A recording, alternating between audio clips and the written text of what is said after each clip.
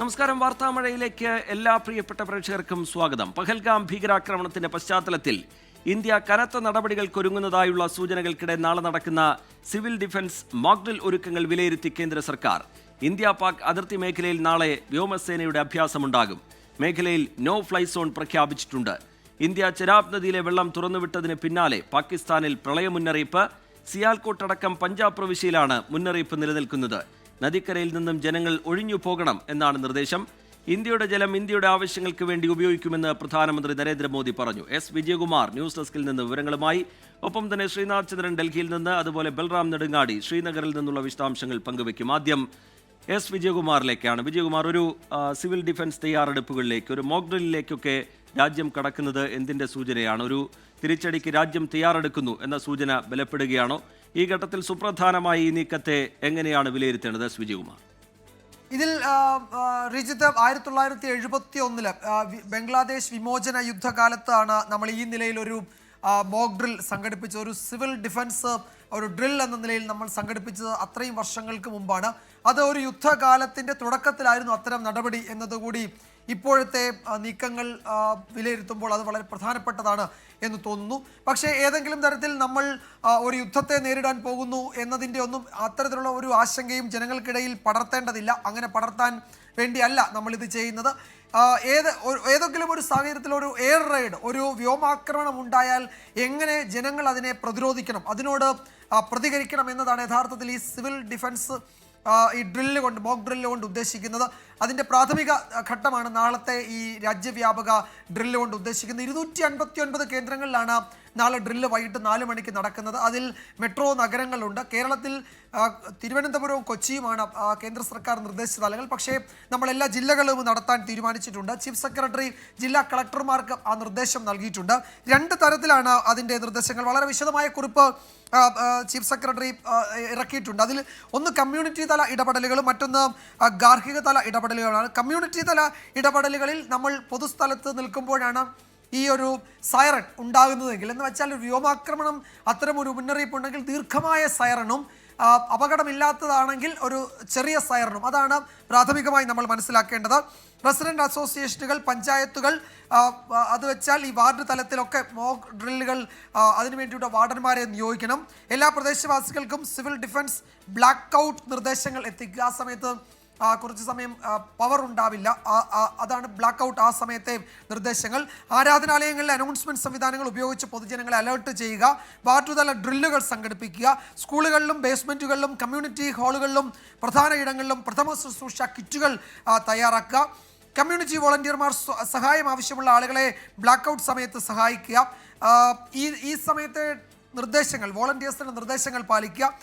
ഗാർഹിക തല ഇടപെടലുകളാണെങ്കിൽ എല്ലാ ലൈറ്റുകളും മോക്ക് ഡ്രിൽ സമയത്ത് എല്ലാ ലൈറ്റുകളും ഓഫാക്കേണ്ടതാണ്. അടിയന്തര ഘട്ടത്തിൽ വെളിച്ചം ഉപയോഗിക്കേണ്ട സാഹചര്യത്തിൽ വീടുകളിൽ നിന്ന് വെളിച്ചം പുറത്തു പോകാതിരിക്കാൻ ജനാലകളിൽ കട്ടിയുള്ള കാർഡ്ബോർഡുകളോ കർട്ടനുകളോ ഉപയോഗിക്കേണ്ടതാണ്. അത് ഈ വെളിച്ചം ആ സമയത്ത് മോക്ക് ഡ്രില്ലിൻ്റെ സമയത്ത് ഒഴിവാക്കാൻ, അതൊരു ആ സമയത്ത് ആ സൈറൺ വരുന്ന സമയത്ത് ഉപയോഗിക്കേണ്ടതാണ് അത്തരം നിർദ്ദേശങ്ങൾ.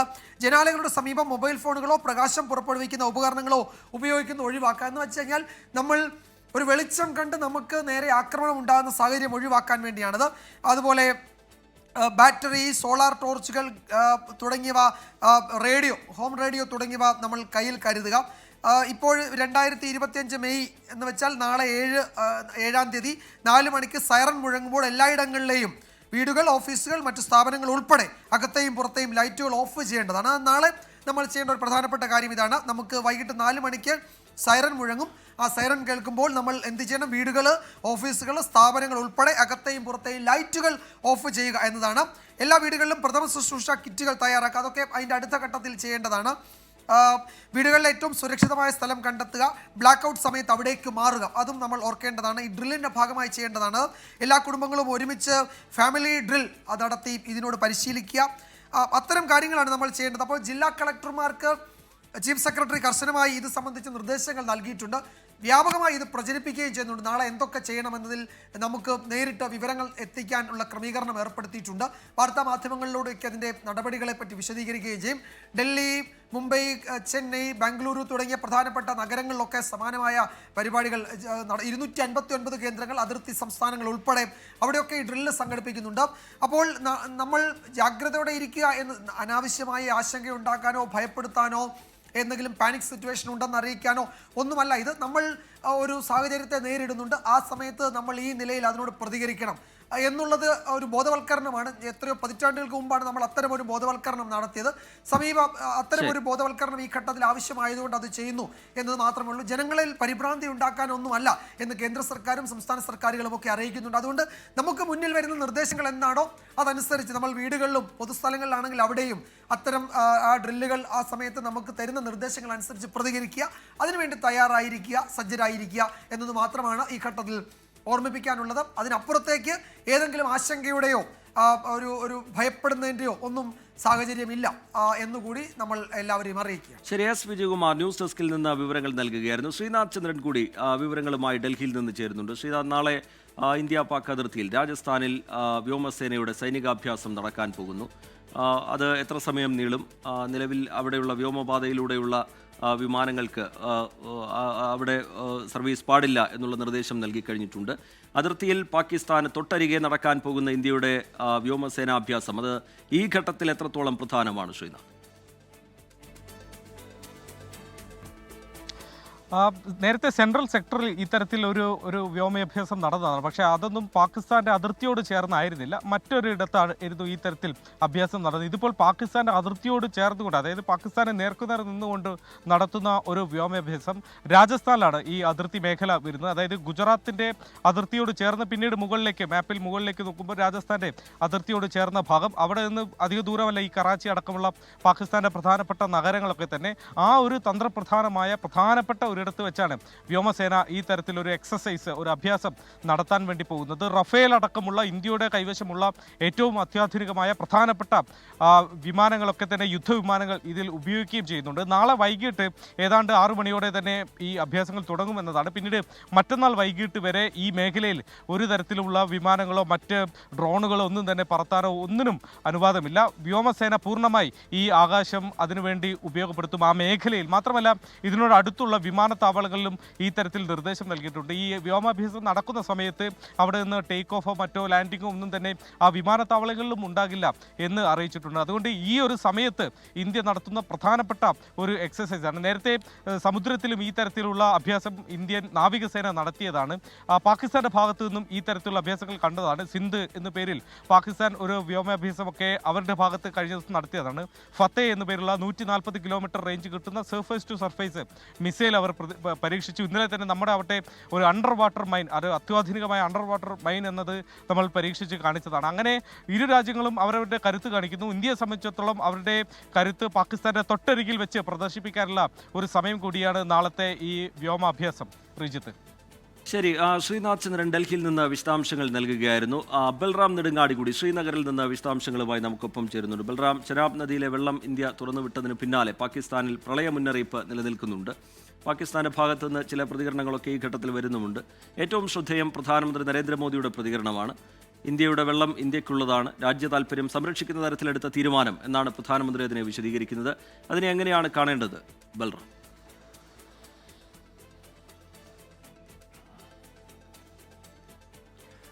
റിജിത്ത്, പഹൽഗാം ഭീകരാക്രമണത്തിന് പിന്നാലെ പാകിസ്ഥാനെതിരായ ഇന്ത്യ സ്വീകരിച്ച ഏറ്റവും കടുത്ത നടപടി എന്നുള്ളത് തന്നെ ഈ സിന്ധു നദീജല കരാർ റദ്ദാക്കുക എന്ന തീരുമാനമാണ്. ഇത് പാകിസ്ഥാന് ദീർഘകാലത്തേക്കുള്ള പ്രത്യാഘാതങ്ങൾ ഉണ്ടാക്കുമെന്ന വിലയിരുത്തലുകൾ ഉണ്ടായിരുന്നുവെങ്കിൽ തൊട്ടടുത്ത മണിക്കൂറുകൾ മുതൽ തന്നെ അത് വലിയ ആഘാതം പാകിസ്ഥാന്റെ കാർഷിക മേഖലയിൽ ഉണ്ടാക്കുന്നു എന്നുള്ളതാണ് പുറത്തുവരുന്ന റിപ്പോർട്ടുകൾ വ്യക്തമാക്കിയത്. വറ്റിവരളുന്ന അവസ്ഥ നദിക്കരയിലും കൃഷിത്തടങ്ങളിലും ഉണ്ടായിരുന്നു. കഴിഞ്ഞ 24 മണിക്കൂറിൽ ദിവസത്തിലധികമായി ഈ ചെനാബ് നദിയിലെ വെള്ളം തടഞ്ഞു നിർത്തിയിരിക്കുകയായിരുന്നു ഇന്ത്യ. അത് തുറന്നുവിട്ടതോടുകൂടിയാണ് പാകിസ്ഥാൻ ഒരു ജാഗ്രതാ മുന്നറിയിപ്പിലേക്ക് നൽകേണ്ട സാഹചര്യത്തിലേക്ക് പോയിരിക്കുന്നത്. പ്രധാനമായും പഞ്ചാബ് പ്രവിശ്യയിലെ സിയാൽകോട്ട് അടക്കമുള്ള മേഖലകളിലെ ജനങ്ങൾക്കാണ് മുന്നറിയിപ്പ് നൽകിയിരിക്കുന്നത്. രക്ഷാപ്രവർത്തനത്തിനായി പോലീസും മറ്റ് വിഭാഗങ്ങളോടും തയ്യാറായി നിൽക്കാനുള്ള നിർദ്ദേശവും നൽകിയിട്ടുണ്ട്. നദീ തടങ്ങളിൽ നിന്നും ജനങ്ങൾ പരമാവധി മാറി നിൽക്കണം എന്ന നിർദ്ദേശമാണ് നൽകിയിരിക്കുന്നത്. ഈ കരാർ റദ്ദാക്കുന്നതോടുകൂടി ഇന്ത്യക്ക് പാകിസ്ഥാന് ജലനിരപ്പ് സംബന്ധിച്ചോ വെള്ളം തുറന്നുവിടുന്നത് സംബന്ധിച്ചോ യാതൊരു അറിയിപ്പും നൽകാൻ ബാധ്യതയില്ലാതാകുകയാണ്. ഇത് തന്നെയാണ് ഇത്തരത്തിൽ ഒരു സാഹചര്യം പാകിസ്ഥാനിൽ ആശങ്കയ്ക്ക് വഴിവെച്ചിരിക്കുന്നത്. അതേസമയം ഈ ജലവുമായി ബന്ധപ്പെട്ട് പ്രധാനമന്ത്രി നരേന്ദ്രമോദി ഇന്ത്യയുടെ വെള്ളം അത് ഇന്ത്യയുടെ അവകാശമാണ്, രാജ്യത്ത് തന്നെ പ്രയോജനപ്പെടുത്തും എന്നാണ് അദ്ദേഹം പ്രതികരിച്ചിരിക്കുന്നത്. ഇത് പ്രായോഗികമാക്കുന്നതിന് വേണ്ടിയുള്ള നടപടികളിലേക്കും രാജ്യം കടക്കുകയാണ്. അതിനായുള്ള തീരുമാനങ്ങൾ എടുത്തിരിക്കുന്നു എന്നാണ് പുറത്തുവരുന്ന വിവരങ്ങൾ ലഭ്യമാകുന്നത്.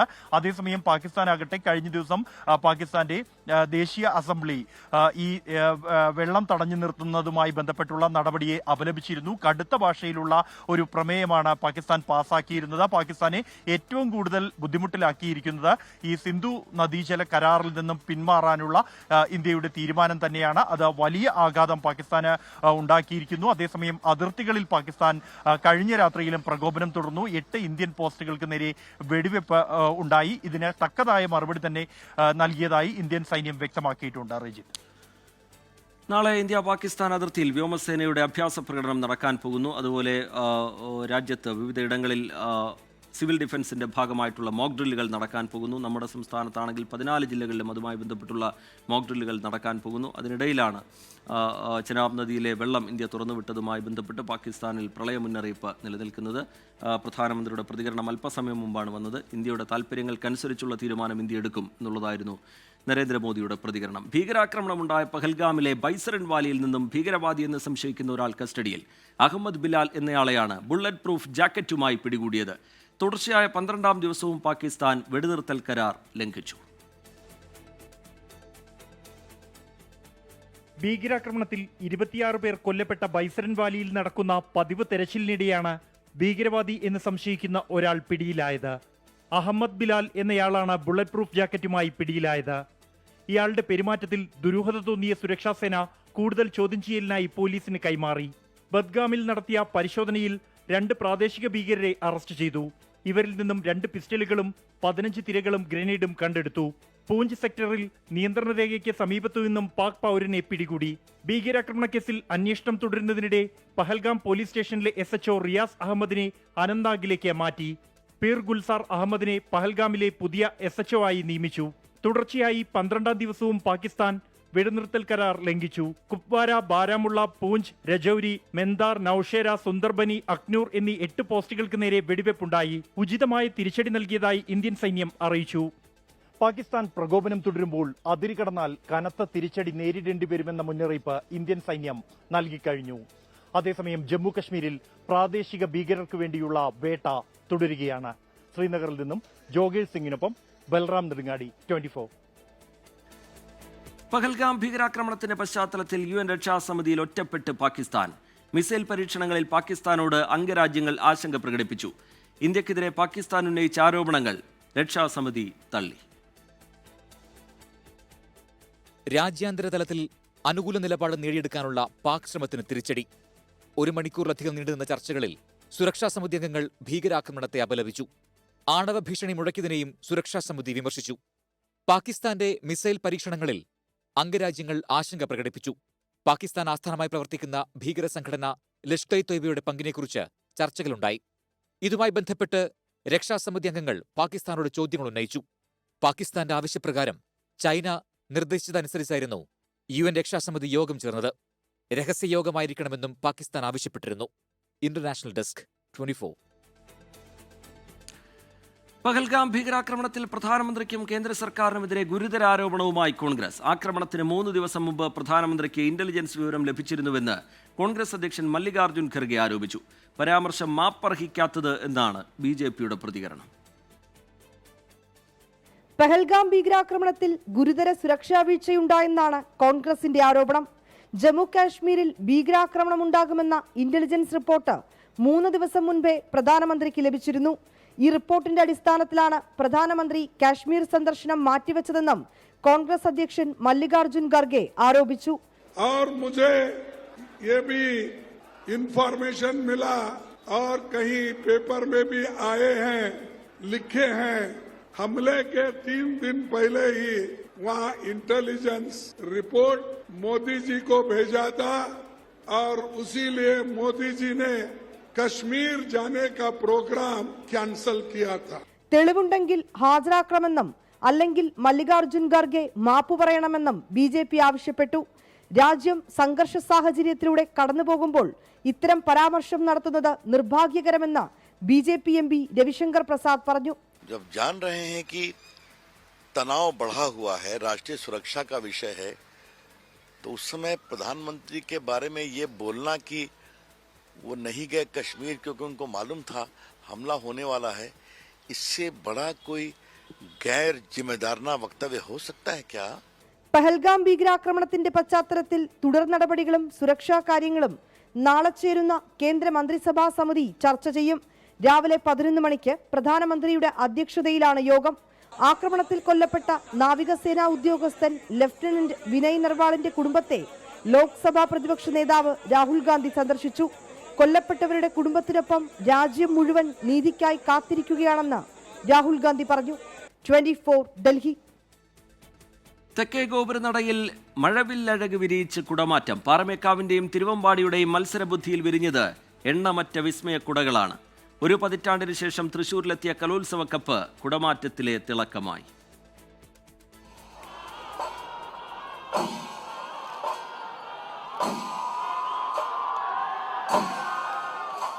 തൃശൂർ പൂരത്തിന്റെ കാഴ്ചാഭംഗീത.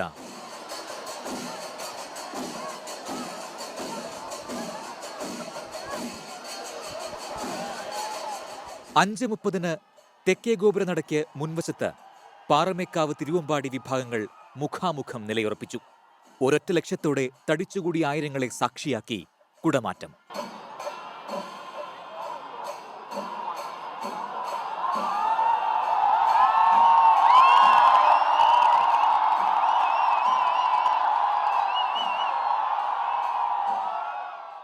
ഗണപതിയും മുരുകനും തൃക്കാക്കരയപ്പനും മിനിറ്റുകൾക്കുള്ളിൽ കുടകളിൽ തെളിഞ്ഞു.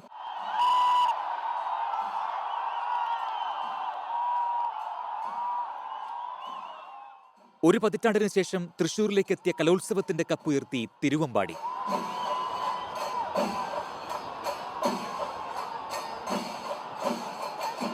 കയ്യനങ്ങുന്ന ചെണ്ടകൊട്ടുമായി പാറമേക്കാവിന്റെ മറുപടി.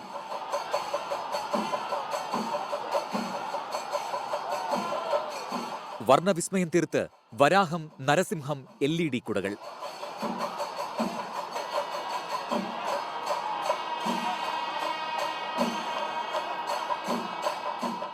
കുടമാറ്റത്തിന് ശേഷം വേടൻ ഇവിടെ തുടരുമെന്ന ബാനർ ഉയർത്തി പൂരപ്രേമികൾ. കുടമാറ്റ കാഴ്ചകൾ കണ്ണും മനസ്സും നിറച്ച നിർവൃതിയിൽ പൂരപ്രേമികൾ മഹാഗോപുര നടക്കി മുന്നിൽ നിന്ന് വിടവാങ്ങി. ടീം 24 തൃശൂർ. കർണപുടങ്ങളിൽ കുളിർമഴ പെയ്യിച്ച് ഇലഞ്ഞിത്തറയിൽ മേളം പെയ്തിറങ്ങി. കിഴക്കൂട്ടനിയന്മാരും സംഘവും ഒരുക്കിയ പാറമേക്കാവിന്റെ മേളക്കാഴ്ച ജനലക്ഷങ്ങളെ പൂരാവേശത്തിന്റെ പാരമ്യത്തിലെത്തിച്ചു.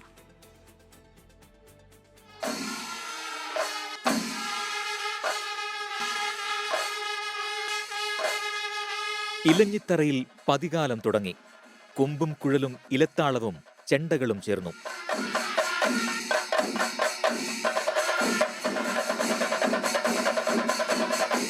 ഇടകാലത്തിലെത്തിയപ്പോൾ ഇലഞ്ഞിമരത്തിന്റെ തലയാട്ടം.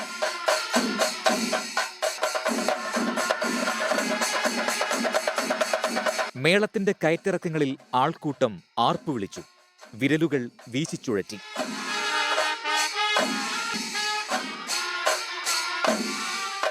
ഒടുവിൽ കലാശം. കിഴക്കൂട്ട് അനിയന്മാരും 400-ലേറെ വരുന്ന കൂട്ടരുമൊരുക്കിയ നാദവിസ്മയം. പാണ്ടിമേളത്തിന്റെ നിറതാളം. ഇനി ഒരാണ്ടിന്റെ കാത്തിരിപ്പ്.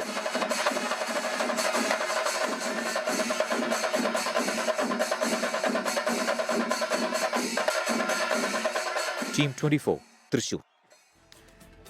KPCC അധ്യക്ഷ സ്ഥാനവുമായി ബന്ധപ്പെട്ട തർക്കം അവസാനിപ്പിക്കാൻ നീക്കവുമായി രാഹുൽ ഗാന്ധി. മുൻ KPCC അധ്യക്ഷന്മാർ അടക്കമുള്ളവരെ രാഹുൽ ഗാന്ധി ടെലിഫോണിൽ വിളിച്ച് സംസാരിച്ചു. കെ സുധാകരനെ ഒഴിവാക്കേണ്ടതില്ല എന്നാണ് ഒരു വിഭാഗം നേതാക്കളുടെ നിലപാട്. ഉമേഷ് ബാലകൃഷ്ണൻ വിവരങ്ങളുമായി തിരുവനന്തപുരത്ത് നിന്ന് ചേരുന്നുണ്ട്. ഉമേഷ്, എന്താണ് ഇതിൽ ഹൈക്കമാൻഡ് സ്വീകരിക്കാൻ പോകുന്ന നിലപാട് എന്നുള്ളതാണ് ശ്രദ്ധേയം. ഇതിൽ രാഹുൽ ഗാന്ധിയുടെ ഇപ്പോഴുള്ള ഇടപെടൽ എന്താണ് ലഭ്യമാകുന്ന വിവരങ്ങൾ?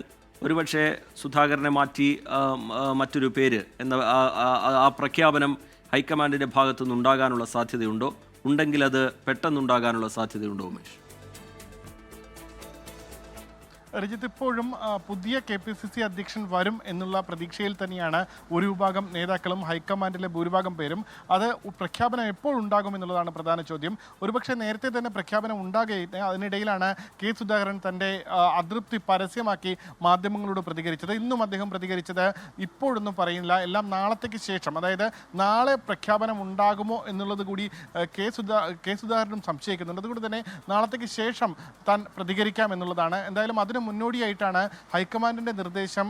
അത് കേരളത്തിലെ നേതാക്കളെല്ലാം അതൃപ്തരാണ് എന്നുള്ളതായിരുന്നു. അതായത് കേരളത്തിലെ നേതാക്കളും കോൺഗ്രസ് പ്രവർത്തകരുമെല്ലാം കെ സുധാകരന്റെ നേതൃത്വത്തിൽ അതൃപ്തരാണ് എന്നുള്ളതാണ്. അത് കൂടുതൽ ഒരുപക്ഷെ ക്രോസ് ചെക്ക് ചെയ്യുക എന്നുള്ള ഉദ്യമം കൂടി ഏറ്റെടുത്തുകൊണ്ടായിരിക്കണം രാഹുൽ ഗാന്ധി കേരളത്തിലെ മുതിർന്ന നേതാക്കളെ ഫോണിൽ ബന്ധപ്പെട്ടത്. അതിൽ കെ സുധാകരനെ പരസ്യമായി അനുകൂലിക്കുന്ന വിവിധ നേതാക്കളുണ്ട്. പ്രത്യേകിച്ച് മുൻ KPCC അധ്യക്ഷന്മാർ കെ മുരളീധരൻ അടക്കമുള്ളവർ. അവരെല്ലാം ഇപ്പോൾ കെ സുധാകരനെ ഇപ്പോൾ മാറ്റേണ്ടതില്ല എന്നുള്ള അഭിപ്രായം പറഞ്ഞു എന്നാണ് മനസ്സിലാക്കുന്നത്. കാരണം നിലവിൽ ഇപ്പോൾ കെ സുധാകരനെ മാറ്റേണ്ട സാഹചര്യമില്ല.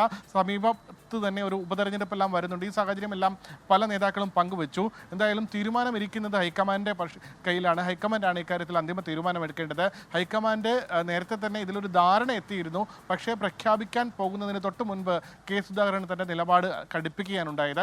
ഈ സാഹചര്യമാണ് ഇപ്പോൾ ഒരു അവസാനഘട്ട നീക്കത്തിലേക്ക് രാഹുൽ ഗാന്ധിയെ പ്രേരിപ്പിച്ചതും. എന്തായാലും അവസാനഘട്ട ഒരു മുതിർന്ന നേതാക്കളുമായുള്ള ചർച്ചയ്ക്കെല്ലാം ശേഷം ഒരു സമവായത്തിലെത്തി പുതിയ KPCC അധ്യക്ഷനെ ഉടൻ പ്രഖ്യാപിക്കാൻ ആകും എന്നുള്ളതാണ് ഹൈക്കമാൻഡിന്റെ പ്രതീക്ഷയും. രജിത്ത്. ശരി, ഉമേഷ് ബാലകൃഷ്ണൻ വിശദാംശങ്ങൾ നൽകുകയായിരുന്നു തിരുവനന്തപുരത്ത് നിന്ന്. നേതൃമാറ്റത്തിന്റെ കാര്യത്തിൽ ഒരു സമവായത്തിനുള്ള നീക്കം അത് സജീവമാക്കുന്നുണ്ട് ഹൈക്കമാൻഡിന്റെ തീരുമാനമാണ് നിർണായകം. അത് എപ്പോഴുണ്ടാകും എന്നുള്ളതാണ് എല്ലാവരും ആകാംക്ഷയോടുകൂടി ഉറ്റുനോക്കുന്നത്. സ്വതന്ത്ര വ്യാപാര കരാറിൽ ഒപ്പുവെച്ച് ഇന്ത്യയും UK-യും കരാറിലൂടെ പ്രധാന വസ്തുക്കളുടെ തീരുവ ഒഴിവാക്കും. ചരിത്രപരമായ നാഴികക്കല്ല് എന്നാണ് പ്രധാനമന്ത്രി നരേന്ദ്രമോദി കരാറിനെ വിശേഷിപ്പിച്ചത്.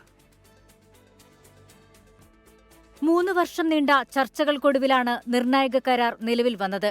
കരാർ ഒപ്പിട്ട വിവരം പ്രധാനമന്ത്രി നരേന്ദ്രമോദി എക്സിലൂടെ പങ്കുവച്ചു. കരാറിലൂടെ പ്രധാന വസ്തുക്കളുടെ തീരുവ ഒഴിവാക്കും. ചരിത്രപരമായ നാഴികക്കല്ലെന്നാണ് മോദി കരാറിനെ വിശേഷിപ്പിച്ചത്. ഇന്ത്യയിലേക്ക് UK പ്രധാനമന്ത്രി കെയർ സ്റ്റാമറെ ക്ഷണിക്കുന്നുവെന്നും മോദി പറഞ്ഞു. കരാറിലൂടെ ഇരു രാജ്യങ്ങളും തമ്മിലുള്ള വ്യാപാരബന്ധം മെച്ചപ്പെടുത്താനാകും. നിക്ഷേപം, തൊഴിൽ സാധ്യത എന്നിവ വർദ്ധിക്കും. കരാറിലൂടെ അടുത്ത 10 വർഷത്തിനുള്ളിൽ ഇരു രാജ്യങ്ങളും തമ്മിലുള്ള വ്യാപാരം 2-3 മടങ്ങ് വർദ്ധിക്കുമെന്നാണ് പ്രതീക്ഷ. 9 മാസത്തെ ഇടവേളയ്ക്ക് ശേഷം ഫെബ്രുവരിയിലാണ് കരാർ സംബന്ധിച്ച ചർച്ചകൾ വീണ്ടും സജീവമായത്. 2022 ജനുവരി 13-നാണ് കരാർ സംബന്ധിച്ച ചർച്ചകൾ തുടങ്ങിയത്. കഴിഞ്ഞ ആഴ്ച ലണ്ടനിൽ വാണിജ്യമന്ത്രി പീയൂഷ് ഗോയലും UK state secretary of business and trade Jonathan റെയ്നോൾഡും കൂടിക്കാഴ്ച നടത്തിയിരുന്നു. US പ്രസിഡന്റ് ഡൊണാൾഡ് ട്രംപിന്റെ പകരച്ചുങ്കം പ്രഖ്യാപനത്തിന് പിന്നാലെ UK-യുമായുള്ള ചർച്ചകൾ വേഗത്തിലാക്കിയിരുന്നു. News desk 24. റാപ്പർ വേടനെതിരെയുള്ള പുലിപ്പല്ല് കേസിൽ കോടനാട് റേഞ്ച് ഓഫീസർക്കെതിരെ നടപടിയുമായി വനംവകുപ്പ്. റേഞ്ച് ഓഫീസർ R അദീഷിനെ മലയാറ്റൂർ ഫോറസ്റ്റ് ഡിവിഷന് പുറത്തേക്ക് സ്ഥലം മാറ്റും. കേസുമായി ബന്ധപ്പെട്ട് മാധ്യമങ്ങൾക്ക് തെറ്റായ വിവരങ്ങൾ നൽകി എന്ന് ചൂണ്ടിക്കാട്ടിയാണ് നടപടി. പുലിപ്പല്ലി കേസിൽ റാപ്പർ വേടന്റെ അറസ്റ്റും പിന്നാലെയുണ്ടായ വിവാദങ്ങൾക്കും ഒടുവിലാണ് Kodanad range forest officer R അദീഷിനെതിരെ വനം വകുപ്പ് മന്ത്രി AK ശശീന്ദ്രൻ നടപടിയെടുക്കുന്നത്.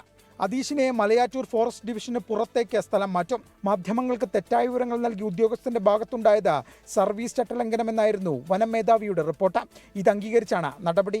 വേടന് ശ്രീലങ്കൻ ബന്ധമുണ്ട് എന്നതുൾപ്പെടെ ഉദ്യോഗസ്ഥന്റെ പ്രതികരണം ഗുരുതര വീഴ്ചയായാണ് സർക്കാർ വിലയിരുത്തുന്നത്. മുഖ്യമന്ത്രിയുടെ കൂടി അഭിപ്രായം പരിഗണിച്ചാണ് വനം മന്ത്രി ഉദ്യോഗസ്ഥനെ സ്ഥലം മാറ്റാൻ തീരുമാനിച്ചത്. കേസിലെ ഉദ്യോഗസ്ഥ വീഴ്ച സംബന്ധിച്ച വിശദമായ അന്വേഷണം നടത്തി റിപ്പോർട്ട് നൽകാനും വനം മന്ത്രി നിർദ്ദേശിച്ചു.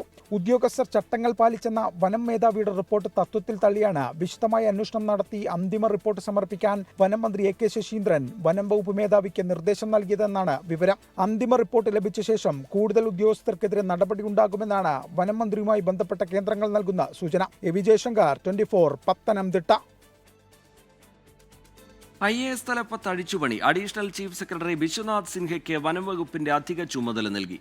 പൊതുഭരണ വകുപ്പ് സെക്രട്ടറി KR ജ്യോതിലാലിനെ ധനകാര്യ സെക്രട്ടറിയായി നിയമിച്ചു. അദീല അബ്ദുള്ളയ്ക്ക് തദ്ദേശ വകുപ്പ് സ്പെഷ്യൽ സെക്രട്ടറിയുടെ ചുമതല കൂടി നൽകിയിട്ടുണ്ട്. തിരുവനന്തപുരം നന്ദൻകോട് കൂട്ടക്കൊലക്കേസിൽ വിധി പറയുന്നത് വ്യാഴാഴ്ചയിലേക്ക് മാറ്റി. കേതൽ ജിൻസൺ രാജയാണ് കേസിലെ ഏക പ്രതി. കേതലിന്റെ മാതാപിതാക്കളായ doctor Jean Padma, retired professor Raja Thankam, സഹോദരി കരോലിൻ, ബന്ധു ലളിത എന്നിവരെയാണ് കൊലപ്പെടുത്തിയത്. കൊലപാതകങ്ങൾക്ക് പിന്നിൽ കുടുംബത്തോടുള്ള കേതൽ ജിൻസൺ രാജയുടെ പക എന്നാണ് കേസ്. പ്രതിക്ക് മാനസിക പ്രശ്നങ്ങളില്ലെന്ന് ഡോക്ടർമാരുടെ സംഘം റിപ്പോർട്ട് നൽകിയതോടെയാണ് വിചാരണ തുടങ്ങിയത്. കൂട്ടക്കൊലപാതകം നടന്ന 8 വർഷത്തിനു ശേഷമാണ് നാടിനെ നടുക്കിയ സംഭവത്തിൽ വിധി വരാൻ പോകുന്നത്. തിരുവനന്തപുരം 6ാം അഡീഷണൽ സെഷൻസ് കോടതിയാണ് വിധി പറയുക. മുല്ലപ്പെരിയാർ അണക്കെട്ടിന്റെ സുരക്ഷ സംബന്ധിച്ച് മേൽനോട്ട സമിതിയുടെ നിർദ്ദേശങ്ങൾ നടപ്പാക്കണമെന്ന് സുപ്രീം കോടതി. നിർദ്ദേശങ്ങൾ കേരളവും തമിഴ്നാടും നടപ്പാക്കിയില്ല എന്ന് കോടതി കുറ്റപ്പെടുത്തി. സംസ്ഥാനങ്ങളുടെ നിഷ്ക്രിയത്വം ന്യായീകരിക്കാൻ കഴിയില്ല എന്നും സുപ്രീം കോടതി കുറ്റപ്പെടുത്തി. ദേവികുളം തെരഞ്ഞെടുപ്പ് കേസിൽ CPIM MLA എ രാജയ്ക്ക് വിജയം. MLA എ രാജയുടെ തെരഞ്ഞെടുപ്പ് സുപ്രീം കോടതി ശരിവെച്ചു. എ രാജയ്ക്ക് സംവരണ സീറ്റിൽ മത്സരിക്കാൻ അർഹതയുണ്ടെന്നും തെരഞ്ഞെടുപ്പ് വിജയം റദ്ദാക്കിയ ഹൈക്കോടതി വിധിയിൽ പിഴവുണ്ടെന്നും സുപ്രീം കോടതി ചൂണ്ടിക്കാട്ടി. ഇതോടെ രാജയ്ക്ക് MLA ആയി തുടരാം. പരിവർത്തിത ക്രിസ്ത്യനായ എ രാജയ്ക്ക് പട്ടികജാതി സംവരണ മണ്ഡലമായ ദേവികുളത്ത് മത്സരിക്കാൻ അർഹതയില്ലെന്ന് ചൂണ്ടിക്കാട്ടിയാണ് എതിർ സ്ഥാനാർത്ഥിയായിരുന്ന കോൺഗ്രസിലെ D കുമാർ ഹൈക്കോടതിയെ സമീപിച്ചത്.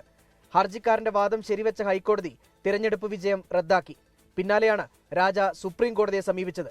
നീണ്ടുനിന്ന നിയമപോരാട്ടത്തിനൊടുവിൽ എ രാജയ്ക്ക് അനുകൂലമായ വിധി. ഞാൻ ഏത് മതം സ്വീകരിക്കണമെന്ന് അദ്ദേഹമല്ലല്ലോ തീരുമാനിക്കേണ്ടത്, അത് ഞാനല്ലേ തീരുമാനിക്കേണ്ടത് അല്ലേ? ഇതിപ്പോൾ ജനങ്ങളുടെ വിജയമാണെന്നുണ്ടെങ്കിൽ ജനങ്ങൾ ഈ മണ്ഡലത്തിൽ ഏറ്റവും ഇരട്ടി ഭൂരിപക്ഷത്തോടു കൂടിയാണ്, 8000 വോട്ടിൻ്റെ ഭൂരിപക്ഷത്തോടു കൂടിയാണ് കഴിഞ്ഞ തെരഞ്ഞെടുപ്പിൽ എന്നെ വിജയിച്ചിട്ടുള്ളത്. അപ്പോൾ അദ്ദേഹത്തിന് എത്ര പിന്തുണ ഉണ്ടായിരുന്നു എന്നുള്ളത് മനസ്സിലാകുമല്ലോ. ജനങ്ങൾ കൈകാര്യം ചെയ്യുന്നതിന് മുമ്പ് അദ്ദേഹം നിലപാട് തിരുത്തുന്നതാണ് നല്ലത്. എ രാജയ്ക്ക് സംവരണ സീറ്റിൽ മത്സരിക്കാൻ അർഹതയുണ്ട്. MLA എന്ന നിലയ്ക്ക് ഇതുവരെയുള്ള ആനുകൂല്യങ്ങൾ രാജയ്ക്ക് നൽകണമെന്നും സുപ്രീം കോടതി. എന്നാൽ എ രാജ പട്ടികജാതി വിഭാഗത്തിൽപ്പെട്ട ആളല്ലെന്ന വാദത്തിൽ താൻ ഇപ്പോഴും ഉറച്ചു നിൽക്കുന്നു എന്ന് എതിർ സ്ഥാനാർത്ഥിയായിരുന്ന D കുമാർ. അതിന്റെ എല്ലാ തെളിവുകളുടെ അടിസ്ഥാനത്തിലാണ് എനിക്ക് അനുകൂലമായി ഹൈക്കോടതി വിധി പറഞ്ഞത്. ആ എല്ലാ തെളിവുകളും രേഖാമൂലം തന്നെ ഞാൻ സുപ്രീം കോടതിയിൽ അത് കൊടുക്കുകയും ചെയ്തു. അത് സുപ്രീം കോടതി എന്തടിസ്ഥാനത്തിൽ ഹൈക്കോടതി വിധിയെ റദ്ദ് ചെയ്തു എന്ന് എനിക്കറിയത്തില്ല. അനാവശ്യ വിവാദമുണ്ടാക്കിയവർക്കുള്ള താക്കീതാണ് വിധിയെന്ന് CPIM പ്രതികരിച്ചു. ഇത് ശരിയായ ജനാധിപത്യ സംവിധാനത്തിൽ നീതിന്യായ കോടതി ഏറ്റവും ശരിയായ രൂപത്തിൽ പരിശോധിച്ച് ചരിത്രപ്രധാനമായൊരു വിധിയാണ് രാജായിക്ക് അനുകൂലമായി ഉണ്ടായിരിക്കുന്ന ഈ വിധി എന്ന് പറയുന്നത്. സുപ്രീം കോടതി വിധിയോടെ ആരോപണങ്ങളെ അതിജീവിക്കാനായത് എ രാജയ്ക്ക് കൂടുതൽ കരുത്ത് നൽകുന്നതാണ്. ഡൽഹി ബ്യൂറോയ്ക്കൊപ്പം 24 ഇടുക്കി. ബില്ലുകൾ ഒപ്പിടാൻ ഗവർണർക്ക് സമയപരിധി നിശ്ചയിക്കണമെന്ന ഹർജികൾ സുപ്രീം കോടതിയിൽ നിന്ന് പിൻവലിക്കാൻ കേരളം. ഹർജികൾ ഭരണഘടനാ ബെഞ്ചിലേക്ക് വിട്ടേക്കുമെന്ന ആശങ്കയിലാണ് പിന്മാറ്റം. ഹർജി അപ്രസക്തമെന്ന് ചൂണ്ടിക്കാട്ടിയാണ് പിന്മാറ്റം. ഹർജി പിൻവലിക്കുന്നതിനെ കേന്ദ്ര സർക്കാർ എതിർത്തു. ഇത് ഭരണഘടനാ പ്രശ്നമാണെന്നും നിസ്സാരമായ ഹർജികൾ ഫയൽ ചെയ്യാനും പിൻവലിക്കാനും കഴിയില്ല എന്നും സോളിസിറ്റർ ജനറൽ സുപ്രീം കോടതിയിൽ പറഞ്ഞു. ഹർജി പിൻവലിക്കുന്നതിനെ കേന്ദ്രം എതിർക്കുന്നത് വിചിത്രമാണെന്ന് കേരളം മറുവാദം ഉയർത്തി. കേസ് പരിഗണിക്കുന്നത് അടുത്ത ചൊവ്വാഴ്ചയിലേക്ക് മാറ്റിയിട്ടുണ്ട്. സ്വത്ത് വിവരങ്ങൾ വെളിപ്പെടുത്തി സുപ്രീം കോടതി ജഡ്ജിമാർ. 21 ജഡ്ജിമാരുടെ സ്വത്ത് വിവരങ്ങൾ സുപ്രീം കോടതിയുടെ വെബ്സൈറ്റിൽ പ്രസിദ്ധീകരിച്ചു. നടപടി സുതാര്യത വർദ്ധിപ്പിക്കുന്നതിന്റെ ഭാഗമായിട്ടാണെന്ന് സുപ്രീം കോടതിയുടെ പ്രസ്താവന. സുപ്രീം കോടതിയിലെ 33 ജഡ്ജിമാരിൽ 21 പേരുടെ സ്വത്ത് വിവരങ്ങളാണ് പ്രസിദ്ധീകരിച്ചത്. ചീഫ് ജസ്റ്റിസ് സഞ്ജീവ് ഖന്നയ്ക്ക് 3.38 കോടിയുടെ നിക്ഷേപമാണുള്ളത്. ഏറ്റവും കൂടുതൽ നിക്ഷേപമുള്ളത് ജസ്റ്റിസ് KV വിശ്വനാഥനാണ്, 120 കോടി.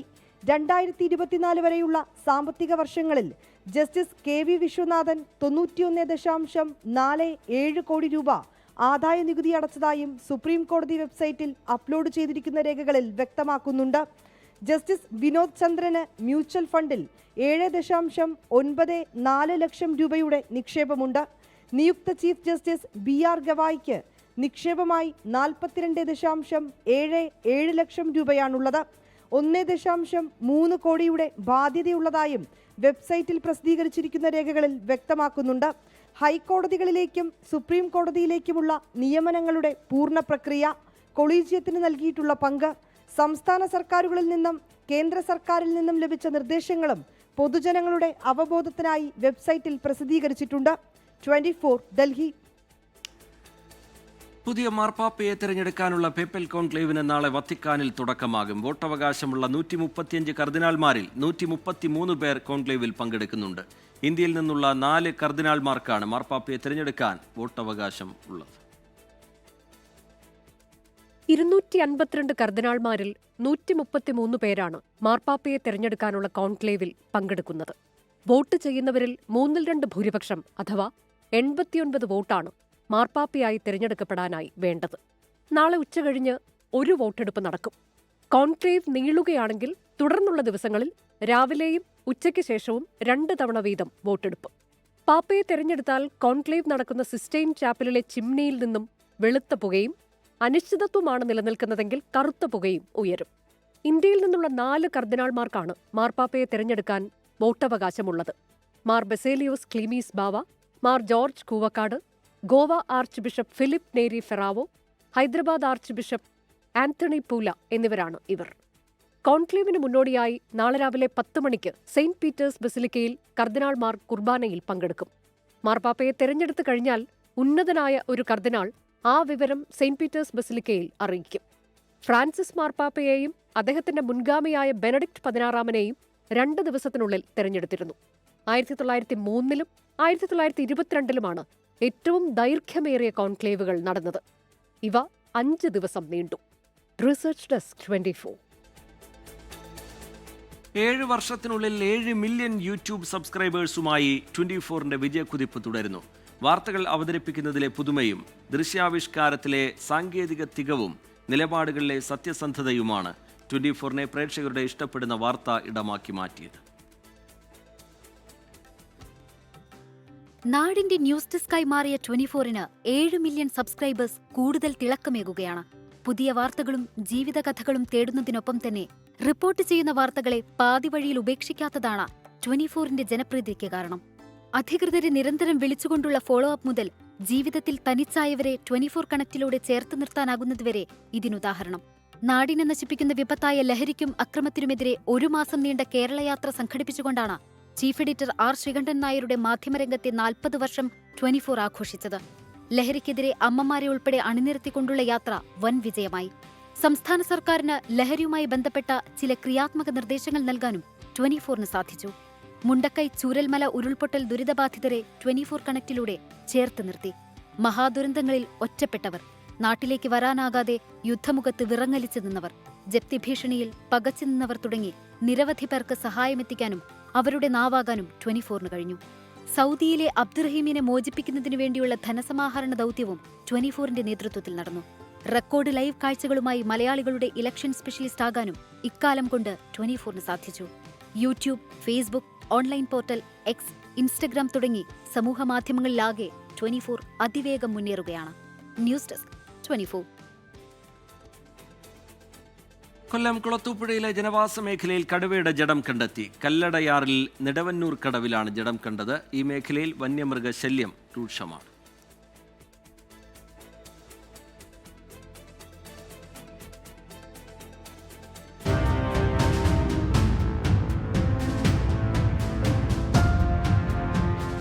തെന്മല റേഞ്ചിൽ കല്ലുവരമ്പ് നെടുവന്നൂർ കടവിലാണ് ആറ്റിൻ തീരത്ത് കടുവയുടെ ജഡം കണ്ടെത്തിയത്. വൈകുന്നേരം ആറ്റിൽ കുളിക്കാനെത്തിയവരാണ് ജഡം ആദ്യം കണ്ടത്. കടവിലെ ചെക്ക് പോസ്റ്റിലുണ്ടായിരുന്ന ഫോറസ്റ്റ് ഉദ്യോഗസ്ഥരെ നാട്ടുകാർ വിവരമറിയിക്കുകയായിരുന്നു. തുടർന്ന് വനപാലക സംഘമെത്തി ജഡം കരയിലെത്തിച്ചു. 6 വയസ്സോളം പ്രായം തോന്നിക്കുന്ന പെൺകടുവയുടെ മൃതദേഹമാണ് കണ്ടത്. ആഴ്ചകൾക്ക് മുൻപ് പ്രദേശത്ത് ചിലർ കടുവയെ കണ്ടതായി വനംവകുപ്പ് ഉദ്യോഗസ്ഥരെ അറിയിച്ചിരുന്നു. നിരവധി കാട്ടുമൃഗങ്ങളെ ചത്ത നിലയിൽ കണ്ടെത്തുകയും ചെയ്തു. എന്നാൽ വനപാലകർ തിരച്ചിൽ നടത്തിയെങ്കിലും കടുവയെ കണ്ടെത്താനായിരുന്നില്ല. 24 കൊട്ടാരക്കര. കോഴിക്കോട് മെഡിക്കൽ കോളേജിലെ അത്യാഹിത വിഭാഗത്തിൽ തീപിടുത്തമുണ്ടായ സംഭവത്തിൽ വിശദമായ അന്വേഷണത്തിന് നിർദ്ദേശം നൽകിയതായി ആരോഗ്യമന്ത്രി വീണ ജോർജ്.